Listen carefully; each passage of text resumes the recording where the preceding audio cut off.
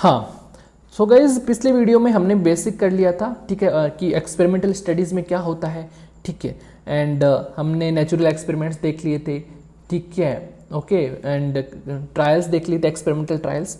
आज देखेंगे randomise control trial. Randomise control trial guys, randomise जो कंट्रोल ट्रायल्स होते हैं गोल्ड स्टैंडर्ड होते हैं for clinical research.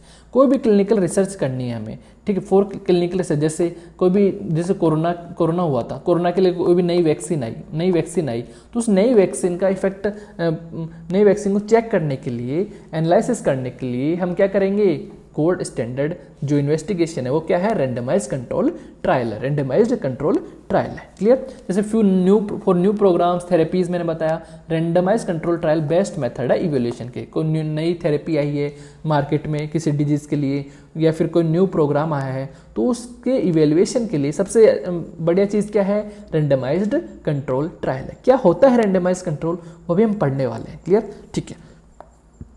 Baseline characteristics ले लेते हैं रेंडमाइज कंट्रोल ट्रायल में कंपैरिजन के लिए। Clear. Investigator bias is minimised bye double blinding. Guys मैंने अभी पिछली वीडियो में बताया था कि हम डबल ब्लाइंडिंग कर देते हैं, रिसर्चर को भी नहीं पता रहता कि कौन से ग्रुप में कौन है, कौन से ग्रुप में है, एंड जो पीपल हैं जिन पे स्टडी हो रही है उनको भी नहीं पता रहता कि वो कौन से ग्रुप में है, वो कौन से ग्रुप में है। तो इन्वेस्टिगेटर बायस जो है मिनिमाइज कर दिया जाता है रेंडमाइज कंट्रोल ट्रायल में बाय डबल ब्लाइंडिंग। क्लियर, ठीक है, ओके। अब गए जो रेंडमाइज कंट्रोल ट्रायल में जो सैंपल साइज है जो रिक्वायर्ड होती है वो डिपेंड करती है हाइपोथेसिस पे, ठीक है, एंड टाइप ऑफ स्टडी पे। अलग अलग टाइप जो स्टडीज़ हैं उन पे उनकी अलग अलग सैंपल साइज होती है। क्लियर, ये चीज़ ध्यान रखना। और गाइस मैंने आपको पिछले वीडियोस में बताया कि ऐसे मान लीजिए पॉपुलेशन है, इनमें से कई लोग लॉस्ट टू फॉलोअप हो गए, मतलब कई लोग चाहते हैं कि हम स्टडी से बाहर चले जाएं, ठीक है, उनको मज़ा नहीं आ रहा है इस स्टडी में, वो तो बाहर चले जाते हैं। तो जो ड्रॉप आउट हो गए, जो बाहर चले गए from the trial, are not excluded from the study. Study से उन्हें एक्सक्लूड नहीं किया जाता कैसे, ठीक है, एक्सक्लूड नहीं किया जाता, ये चीज़ ध्यान रखना। And intention to treat analysis done in RCT, ये भी समझेंगे थोड़ी देर में। क्लियर। अब स्टेप्स ऑफ RCT क्या होता है, रेंडमाइज कंट्रोल ट्रायल की क्या क्या स्टेप्स होती हैं। पहली स्टेप्स होती है ड्राइंग ऑफ ए प्रोटोकॉल। सबसे पहले हम प्रोटोकॉल बनाएंगे, प्रोटोकॉल बनाएंगे, स्ट्रेटजीज बनाएंगे, हमारा क्या एम है, ठीक है, हमारा क्या एम है, क्या स्ट्रेटजीज हैं, क्या करने वाले हैं हम, वो सब चीज़ यहाँ पर प्रोटोकॉल में बनाएंगे।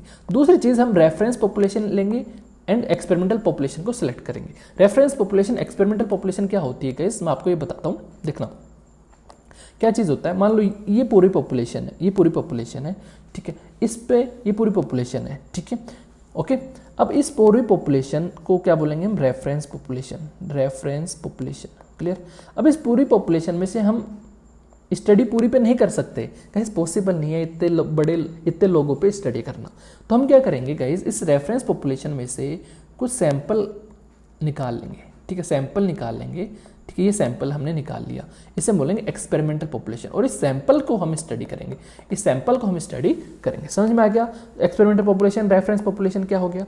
अब इस सैंपल को जब हम स्टडी करेंगे गाइस, इस सैंपल क्या है, एक्सपेरिमेंटल पॉपुलेशन है। सैंपल क्या है गाइस, ये क्या है, एक्सपेरिमेंटल पॉपुलेशन है। तो इस पर हम स्टडी करेंगे, और जो रिजल्ट आएगा ना गाइस, वो रिजल्ट इस पॉपुलेशन पे भी लागू होएगा, इस पॉपुलेशन पे जो रेफरेंस पॉपुलेशन थी, इस पे भी वो रिजल्ट लागू होएगा, और इस पे भी लागू होएगा, ठीक है। तो इस सारी पॉपुलेशन पे वो रिजल्ट लागू होएगा। क्लियर, समझ में आ गया। तो हमें क्या करना है, पहले प्रोटोकॉल बनाना है, हमें ऐसे डिफाइन करना है कि हमें क्या करना है, हमारा एम क्या है, ठीक है, फिर हमें पॉपुलेशन को सिलेक्ट करना है, फिर क्या करना है, रेंडमाइजेशन। अब देखो हमने एक्सपेरिमेंटल, ध्यान से देखना, हमने मान लो हमने एक्सपेरिमेंटल ये पॉपुलेशन ले ली, ठीक है, एक्सपेरिमेंटल पॉपुलेशन ले ली। अब हम क्या करेंगे, रेंडमाइजेशन करेंगे। रेंडमाइजेशन क्या होता है, अब देखो हमें इनको दो ग्रुप में बांटना है। एक ग्रुप ऐसा देना है जिसमें वैक्सीन देनी है। हम कोई भी कोरोना की स्टडी करें, कोरोना की वैक्सीन की स्टडी हम कर रहे हैं मान लो, तो नई वैक्सीन आई है, उसको देखना है कि वैक्सीन काम करेगी या नहीं करेगी।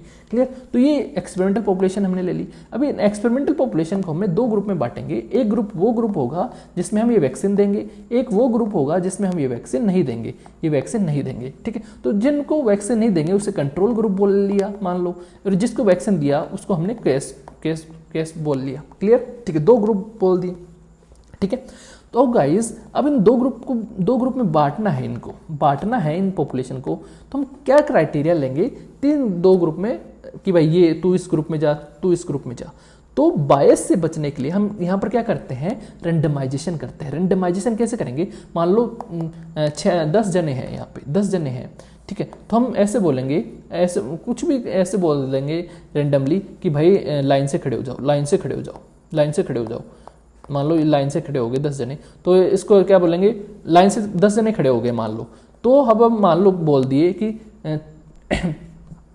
एक पहला जना कंट्रोल ग्रुप बन गया, हम दूसरा जना अल्टरनेटिवली हम ले रहे हैं, मान लो ये केस ग्रुप बन गया जिसमें वैक्सीन देंगे, ये कंट्रोल ग्रुप बन गया, ये केस बन गया, ये कंट्रोल बन गया, ये केस बन गया, ये कंट्रोल बन गया, ये केस बन गया। तो ये क्या हो गया, रेंडमाइजेशन हो गया। हम जो है अपनी इच्छा से डिवाइड नहीं कर रहे, हम रेंडमाइजेशन कर रहे हैं। रेंडमाइजेशन मतलब गाइज अपनी इच्छा से कोई भी काम नहीं कर रहे हैं हम यहाँ पे, हम इन दोनों को ये जो पूरी पॉपुलेशन है इसको अलग अलग ग्रुप में बांट रहे हैं ना, एक कंट्रोल बन रहा है, केस बन रहा है, अलग अलग ग्रुप में बांट रहे हैं। तो अलग अलग ग्रुप में गाइज अपनी मर्जी से नहीं बांट रहे, अपनी मर्जी से नहीं बांट रहे। हमें नहीं पता कि ये वाला बंदा कंट्रोल में जाएगा या फिर केस वाले ग्रुप में जाएगा। इस बंदे की किस्मत है कि कौन से में जाएगा। हमने क्या बोला, भाई 10 जने हो, लाइन से खड़े हो जाओ, कि पहला बंदा इधर जाएगा कंट्रोल में, दूसरा बंदा इधर जाएगा, तीसरा बंदा वापस इधर, चौथा बंदा वापस इधर। तो ये क्या है गाइस, ये होता है रेंडमाइजेशन। Clear, okay. तो हमने रेंडमाइजेशन कर लिया साहब, हमने 2 ग्रुप बना लिए, ठीक है, 2 ग्रुप बना लिए, इस एक केस हो गया, एक कंट्रोल हो गया। क्लियर। फिर हम क्या कर दिए, मैनिपुलेशन करेंगे।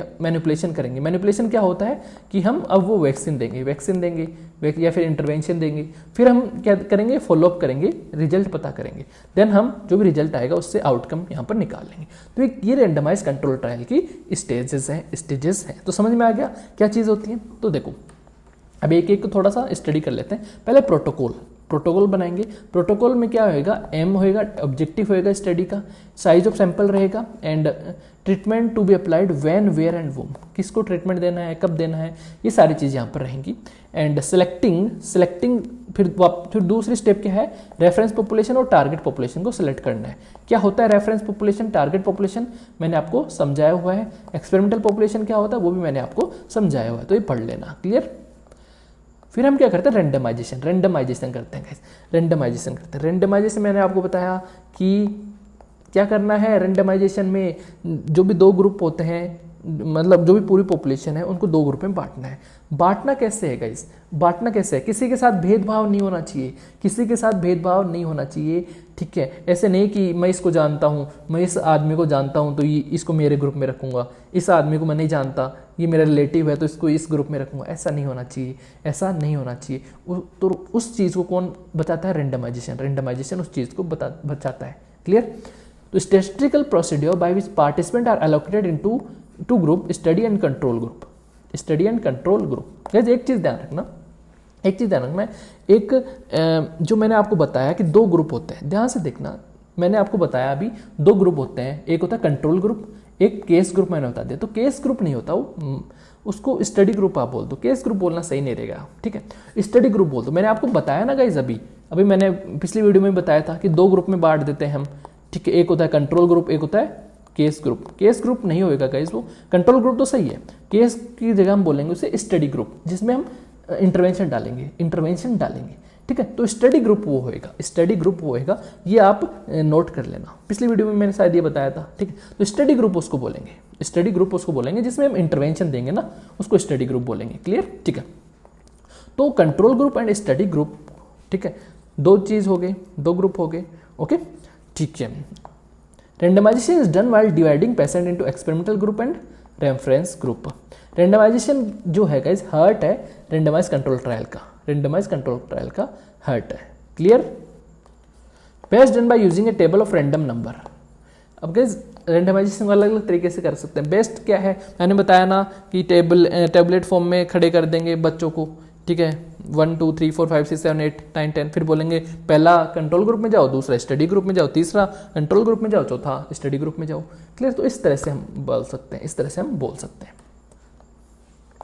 अब guys, जो रैंडम है in randomization means equal and known chance, मतलब हर बंदे को भेदभाव नहीं होना चाहिए, इक्वल एंड नॉन चांस मिलना चाहिए हर ग्रुप में जाने का, ठीक है।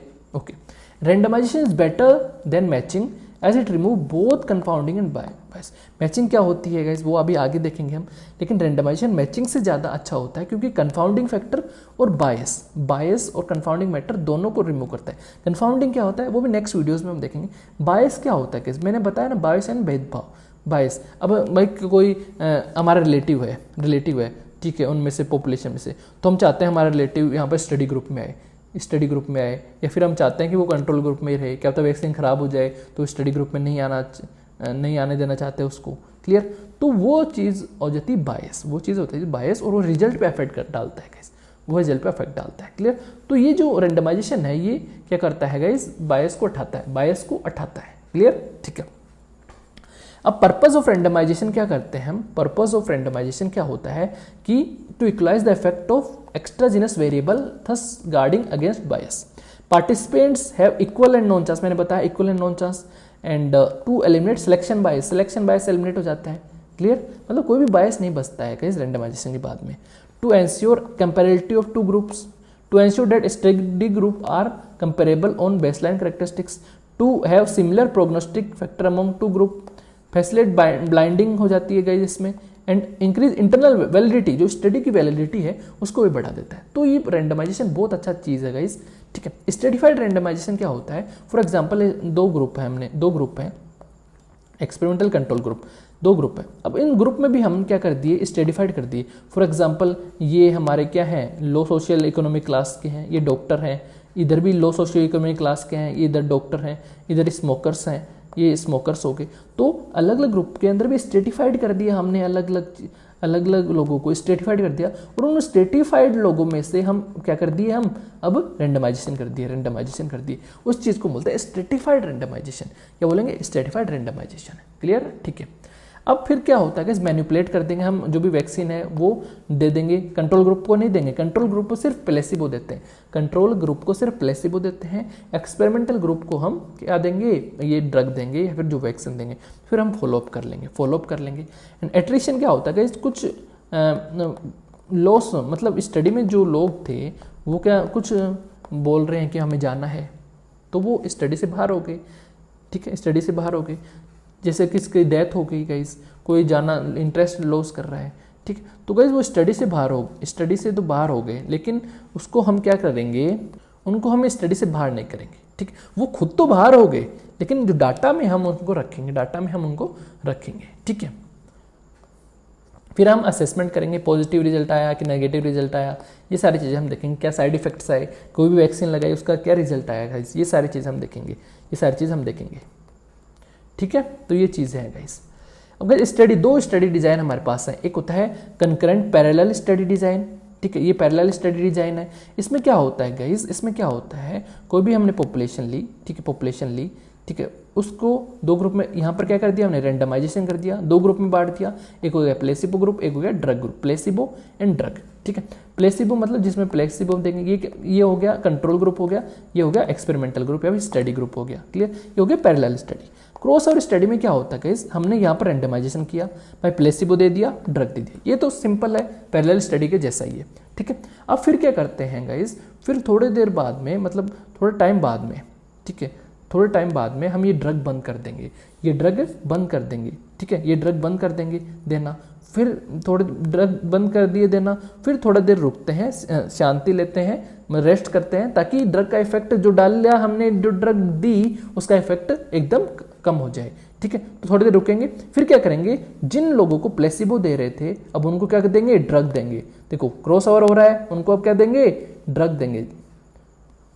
जिनको प्लेसिबो दे रहे थे, ध्यान से देखना, उनको अब क्या देंगे, ये क्रॉस ओवर हो गया, उनको ड्रग देंगे, और जिनको ड्रग दे रहे थे उनको क्या देंगे, प्लेसिबो देंगे, तो क्रॉस ओवर हो रहा है, इसलिए इसको क्या बोलते हैं, क्रॉस ओवर स्टडी बोलते हैं, ठीक है, क्रॉस ओवर स्टडी बोलते हैं। Study group receive the treatment and control group receive the placebo, and प्लेसेंट in each group are taken off the treatment or placebo to allow elimination of carry over effect, ठीक है। हर इंसान को यहाँ पर drug भी मिलेगी और प्लेसिबो भी मिलेगा, clear, okay. Both group act as exposed as well as non exposed group cases act as their own controls. मतलब यहाँ पे जो केसेस थे, ये देखो वो कंट्रोल्स बन रहे हैं, जो कंट्रोल थे वो केसेस बन रहे हैं। क्लियर? ओके, तो ये होता है क्रॉस ओवर स्टडी डिजाइन। अब गाइस रैंडमाइज कंट्रोल ट्रायल के भी बहुत सारे टाइप्स होते हैं। एक होता है क्लिनिकल ट्रायल। क्लिनिकल ट्रायल्स क्या होते हैं गाइस? जैसे हमें कोई भी वैक्सीन नहीं आई है, उसको हमें देखना है कि काम कर रही है नहीं कर रही, तो वो क्लिनिकली हमें इवेल्युएट करना है, that is known as clinical trials. Preventive trials मतलब गाइस जैसे सॉरी एक मिनट, जो भी बताया क्लिनिकल ट्रायल्स का उसको थोड़ा माइंड ऑफ करना। क्लिनिकल ट्रायल्स होते क्या है गाइस? कोई भी ड्रग आई, ध्यान वापस सुनना, ठीक है, यहाँ से वापस सुनना। Type of RCT clinical trials वो ट्रायल्स होते हैं गाइस, देखो कंफ्यूज हो गया था थोड़ा सा, एक मिनट, ठीक है, वापस सुनना। क्लिनिकल ट्रायल्स क्या होते हैं? जैसे कोई भी ड्रग आई हमारी, कोई भी ड्रग आई, जैसे एस्पिरिन आया कार्डियोवैस्कुलर मोर्टेलिटी के लिए, ठीक है, तो एस्पिरिन कोई भी ड्रग आई, केमिकल आया, ठीक है, उसको हमें स्टडी करना है कि वो अफेक्ट कर रही है, वो उस डिजीज़ के लिए सही है या नहीं है, उसको क्या बोलते हैं? Clinical trials. प्रिवेंटिव ट्रायल्स मतलब जैसे प्रिवेंशन के लिए, जैसे कोई भी वैक्सीन हम दे देंगे, वैक्सीन जो भी नई वैक्सीन आई किसी भी ड्रग के लिए, किसी भी डिजीज़ के लिए आई, ठीक है, फॉर एग्जांपल हेल्दी इंडिविजुअल्स हैं, कोरोना के लिए वैक्सीन आई, तो प्रिवेंटिव ट्रायल्स उन्हें प्रिवेंशन के लिए हम देंगे ना, तो हो गए प्रिवेंटिव ट्रायल्स। एक तो risk factorial trial. Risk factorial trial मतलब गाइस जैसे कोई भी स्मोकिंग है, स्मोकिंग लंग कैंसर करती है या नहीं करती, तो हम जो रिस्क फैक्टर है उसको उठा के देखेंगे, कि उसको उठाने के बाद में लंग कैंसर होता है या नहीं होता, तो रिस्क फैक्टर ट्रायल्स वो हो गए। क्लियर? एक होता है सिजेशन एक्सपेरिमेंट। सिजेशन एक्सपेरिमेंट भी वही चीज़ है गाइस, जैसे कोई भी चीज़, जैसे फास्ट फूड से मोर्टेलिटी जल्दी होती है, कोरोनरी आर्टरी डिजीज हो जाती हैं, तो हम क्या करेंगे? जो भी हैबिट है, जो फास्ट फूड खाने वाली जो हैबिट है, उसको क्या कर देंगे? सिजेशन कर देंगे, उसको कम कर देंगे और फिर इफेक्ट देखेंगे। क्लियर?